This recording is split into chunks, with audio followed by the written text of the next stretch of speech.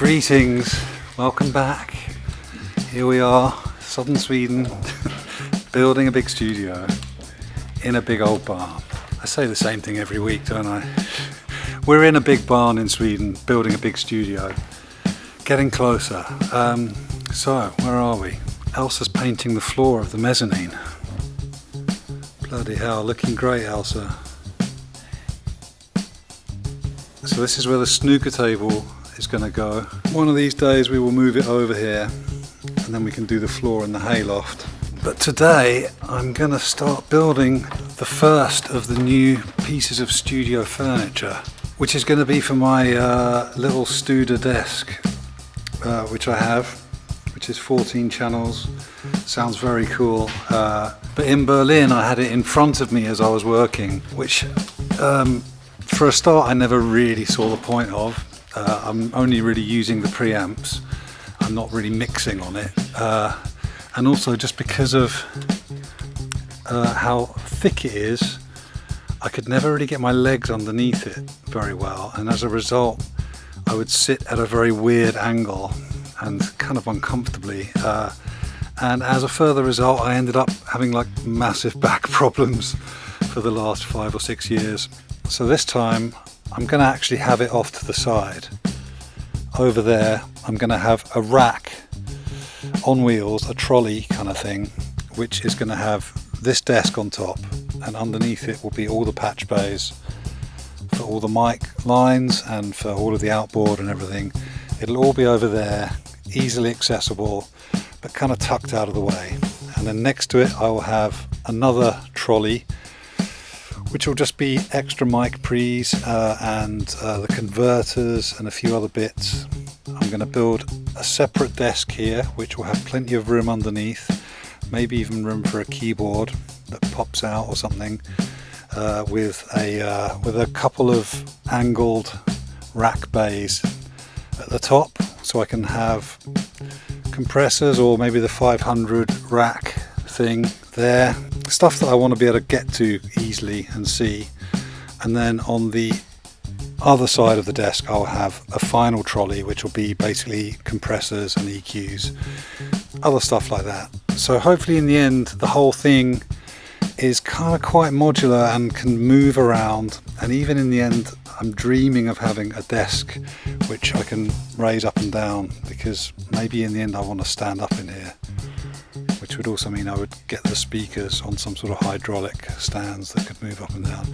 Anyway, this is all work in progress. So basically today, because I want to start with the patch bays ASAP, I'm going to build this first trolley, and then I can put in all the patch bays and I can start soldering, because that's going to take a while. It might take like 2 weeks or more of soldering, which is not going to make for the most interesting videos, but I can talk about the patch bays later, about my plans for them and why I'm going to do things the way that I am. So yeah, today I'm going to build this desk. What am I going to build it out of, you might be wondering? Well, a few weeks ago I got a good tip-off from someone else in the village here about an old furniture factory, a condemned furniture factory, where we thought we might be able to get some fabric and stuff, but which we did a little bit. But in the end it turned out that also in that factory were a whole load of old tabletops, like kind of 70s tabletops, which I thought were solid wood with a veneer, but it turns out they're chipboard with a veneer, which is a little disappointing, but I think I can still make it work. So on my iPad here I've been doing diagrams, drawings, measuring stuff, trying to figure it all out. So I have a plan. It's this one I'm going to make today. This one, which is for the desk, the little Studer desk.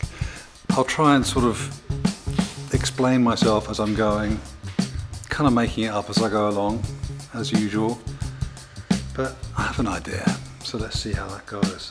Yeah, please subscribe if you haven't already, and let's see if I can do this.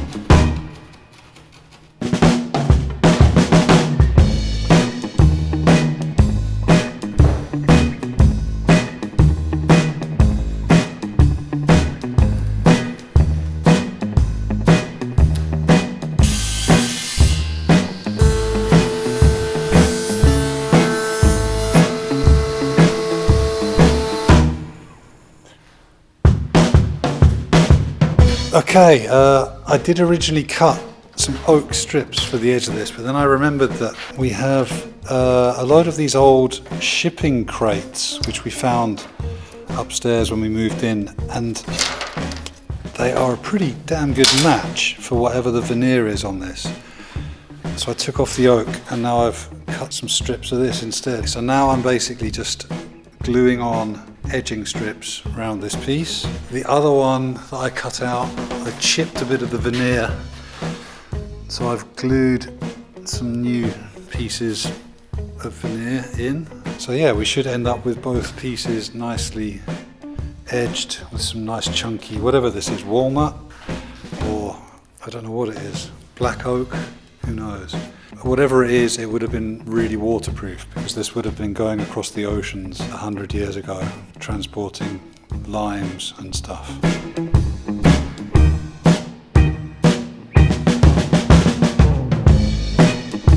Okay, these are now gluing up. Some very nice little bits of joinery here. Once that's all sanded down, this is the inside, it's a bit damaged, but that's on the inside. They're slightly different types of wood, but this is the one that will be on the outside, which is a really nice match. So now I am trying to work out the pieces which go across, and I basically now just need to cut a load of pieces, and you'll have to just trust me that it'll all go together. But this is going to look really, really cool. I'm getting excited about this now.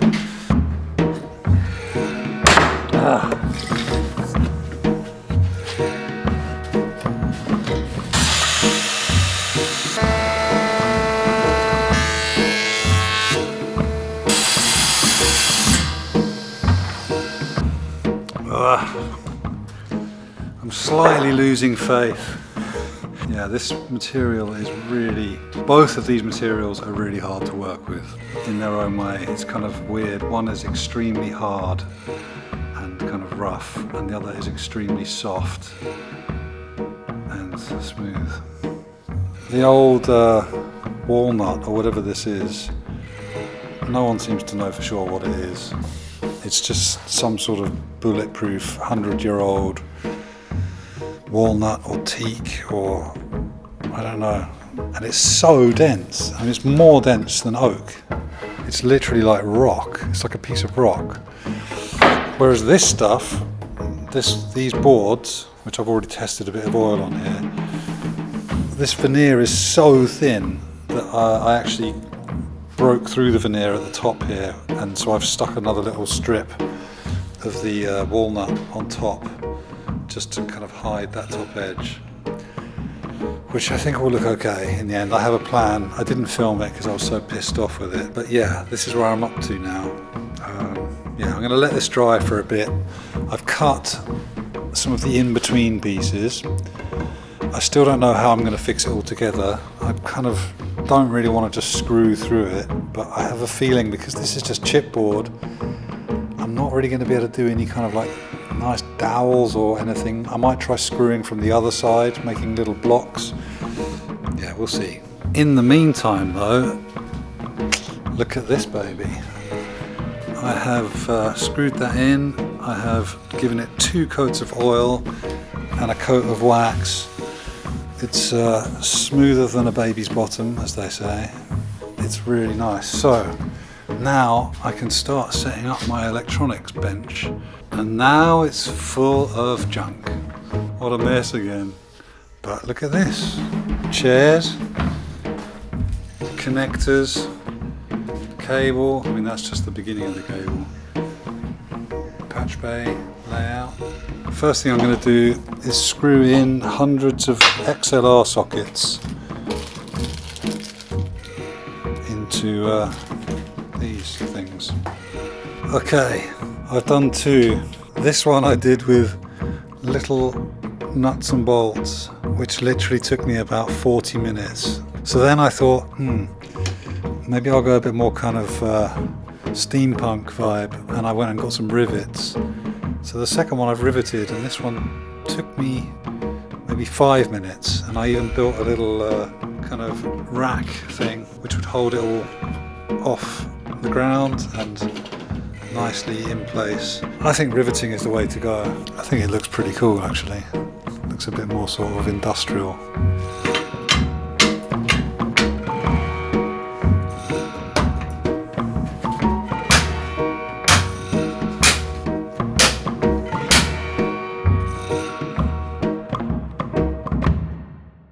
Okay, taking a break from soldering now, but very excited because my good friend Markus is here from Berlin. Hello Markus. Markus is, amongst many other things, a harpsichord builder, piano restorer, all-round wood meister, and an incredibly nice guy. And he has come here to tune my piano, but he's going to be here for 2 days, so we're going to do a bit of an overhaul and clean it up because it's got very dusty over the years, over its 120 years of existence. So yeah, we're going to do a bit of a dust down. I'm not sure what else you've got in store. What else are we going to do, Markus? Regulate the action. Yeah. And make all the clean the action. Okay, so we're going to regulate the action and do other stuff. I'm going to go put the camera down and get the sawhorses from over there. So that's the 120-year-old action. It's pretty beautiful, man. I remember when I got this, you said that someone had been at the hammers a little bit. Yes. Kind of squaring them off. Yes, they are very roughly brought into shape. But they could be the original or refelted hammers, but they have the original design with the hammer core made of mahogany and the very soft and nice felt, which is hard to get. So I would like to keep them also for the future. There's some clicking noises and lost motion, and the escapement is not regulated, so it's just the standard procedure. You can just use the compressor to blow out the dust.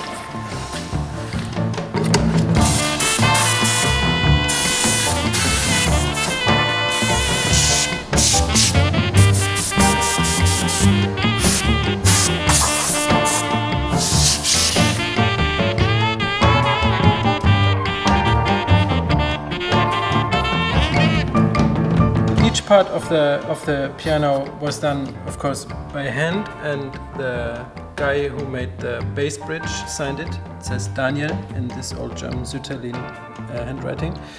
So if there were any complaints, you can call Mr. Daniel. That if it's not chiseled properly, but it's very nicely cut so and not a single crack. And this guy who made the main bridge. Oh, it's hard to tell. This is his name. Florian or something like that? My eyesight's terrible. So. But it's so he made the Anik, yeah. He made the main bridge, also flawless, no cracks, no nothing. After that's a huge. Is that one piece? Yeah, that's one piece. I mean, it's sort of laminated, but it has to be very good wood. In my old 1855 Bechstein, the bridge cap was developing cracks, which I had to shim, but this one looks really very nice. And it's original Bechstein, so there's no graphite on top of the bridge, which Steinway does and all the others, but not Bechstein. But you can see there was some water on the top of the soundboard at some time, because it has also changed the color of the bridge. Okay.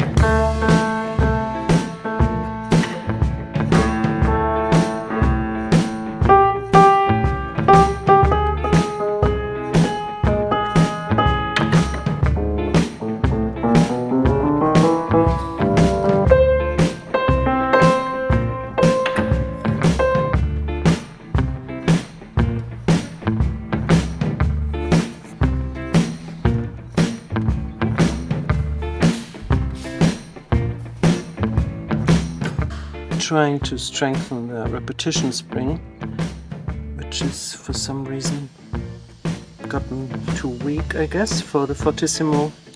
It's a real hard blow to the beam.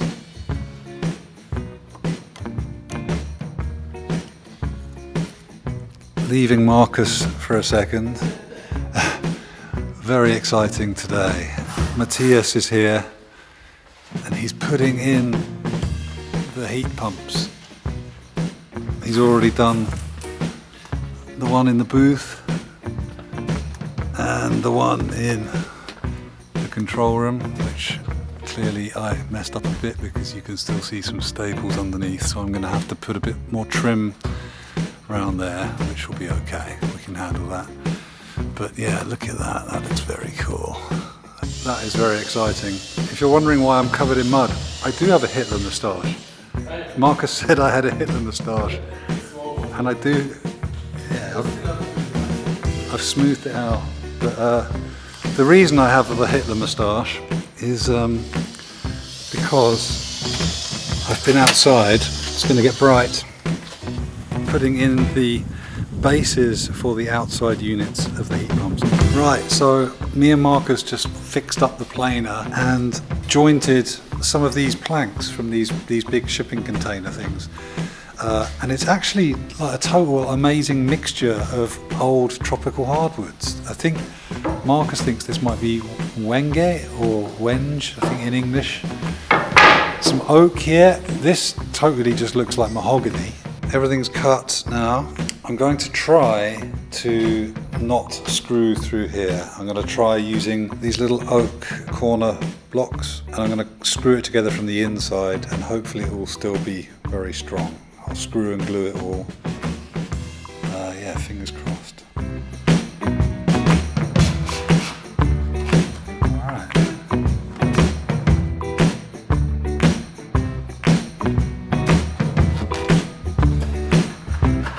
Okay, sorry, I haven't been filming that much, but basically I've just been screwing these little oak blocks, screwing and gluing them down onto these and then getting them into position and then screwing them into the chipboard with some glue. I don't really trust the chipboard that much, but hopefully the glue will make this nice and solid.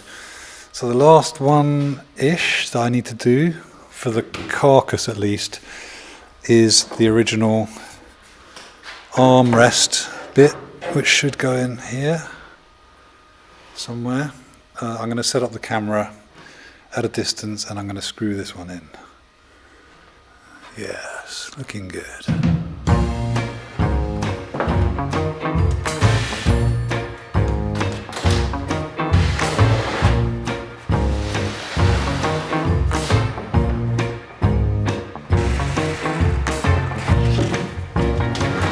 Very nice. Okay, so I'm going to put the shelf across the top and then I'm going to build the bit inside to take the racks and the hangers for the patch cables.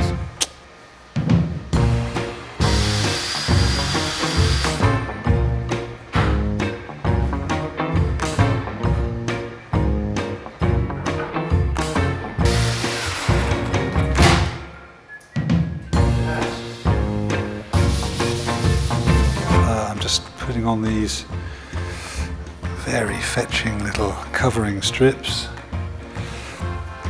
That one's already done.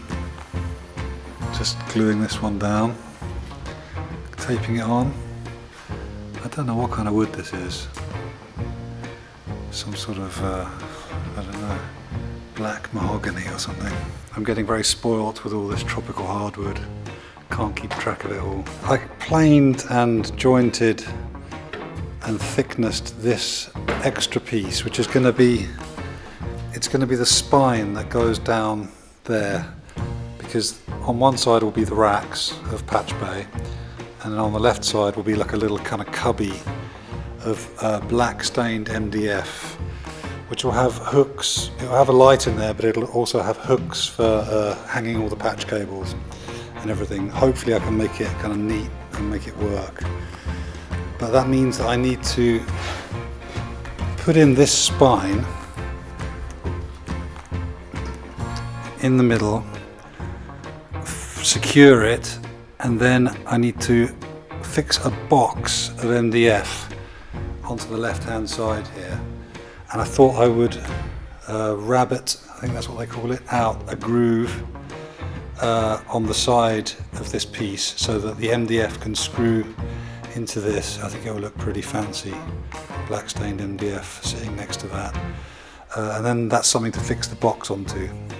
I'm just going to get on with it and film as much as I can, but it's getting late and we need to start wiring this tomorrow, so I'm just going to get on with it. After much messing about, I've ended up with this. I guess this little bit is not necessary, but yeah, the desk has to slot in here, and so with a bit of luck this will be well out of the way of the bottom of the desk. I can still fix in a couple of screws here and here. The rabbet is there, so I can build the box out here for all of the cables and stuff, and hopefully this will be strong enough. I'm going to glue it and screw it, and I think it's going to be strong enough, and I could always sneak in a little kind of strengthening bar between the back and the front here, but I don't think it's going to be necessary. I mean, it's very, very strong wood, so yeah, with a bit of luck this is going to work. I have made this little MDF insert which very nicely fits in there, and I've cut a couple of little shelves, so there'll be a little shelf at the top here for masking tape and a pen for when you want to mark the desk, and then underneath it will be hanging the patch cables. So I'm pretty pleased with this. It's really shaping up. I think it's the best thing I've ever made, or certainly the kind of like highest like cabinet making type thing. No visible screws. Okay, it's Friday night. It's I don't know what it is, 9:30. I've had a couple of glasses of wine, and so I thought I'd come back out here and finish this baby off, and I've pretty much done that, and I'm just going to oil it up now so that tomorrow we can load it full of patch bays. But yeah, looking pretty good. Sorry, phone footage. I'm very proud of this little black thing. There's the shelf for the tape and the Sharpie, and I've put in wiring spots inside so I can put in LED lights and stuff. So this thing will all light up as well. It's going to be pretty cool. But I have a bottle of linseed varnish and a scouring pad, and I'm going to varnish this up. Okay, the morning after. Looking pretty good, but still a little bit wet on the oil. Yeah, so I'll let it dry for a bit longer, and then I'll give it a coat of wax, and then hopefully tomorrow, Sunday, just before I edit the video, I can put some stuff in it, at least for the thumbnail. Connor is here. Wow, looking like something out of Robocop. He's come over from Berlin to give me a hand with some soldering. In fact, he has just constructed himself a mobile soldering station, and he's starting on soldering up some of the mic tails in the live room, like that, exactly like those.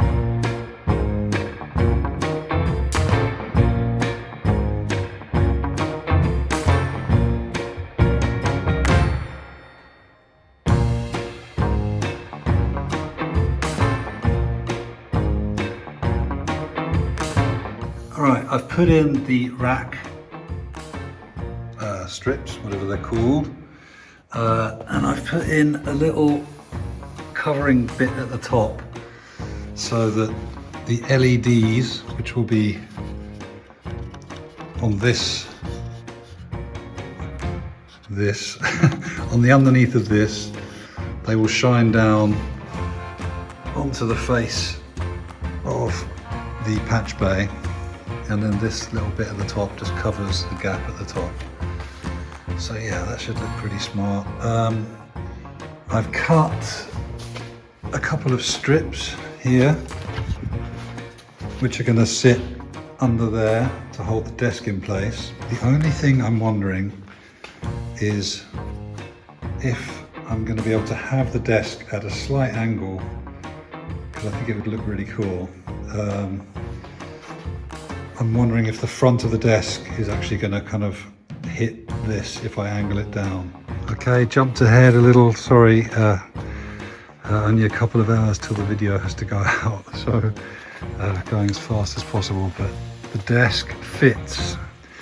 There was a little gap at the front like I imagined, and the bit that I put in didn't really fill the gap enough, so I've actually put an extra piece on the top, which I think is even better because it means I can totally dress that gap pretty evenly. But man, it's looking good. Just need to give the desk a good clean now. Sorry, I kind of sort of just got on with it to put this all together at the end. I must confess, actually, the rack bit didn't fit. I had to take it to bits and make it like 2 mil wider. I never ever learned that you just need to add 5 mil instead of 2 mil, something like that. Anyway, it's done. It looks totally fabulous. I hadn't even really thought about it, but the colour of the cabinet almost matches the wooden cheeks of the meter bridge. If anyone out there knows about these desks, and especially how the meter bridge works, I did have it working in Berlin, but it was never fully working. I'd love to pick someone's brains who's good with this kind of thing, just about yeah, how to really get the meter bridge fully plumbed in and everything. Half an hour ago I dropped Connor off at the station. The clock is ticking, but Connor has to get back to Berlin. Thanks, man. Thank you so much for all of your help. What a legend. Yeah, that was 48 channels times 2. 96 because channels. 96 channels. Alright, man. Well, thank you so much. And next time you come, it will be working. It's 6 o'clock. The video comes out in 1 hour. I've never left it this late before, but yeah, it's been a hell of a week and a weekend. So yeah, thank you, Connor. Thank you, Markus, so much. Fuck, I'm wiped out. Alright, I'm going to edit the video, or finish editing the video, and I will see you next week. If you want to support us, then you can join our channel membership by clicking the little button down below, the little join button underneath this video. And other than that, I will see you next week. Look after each other, lots of love, and goodbye.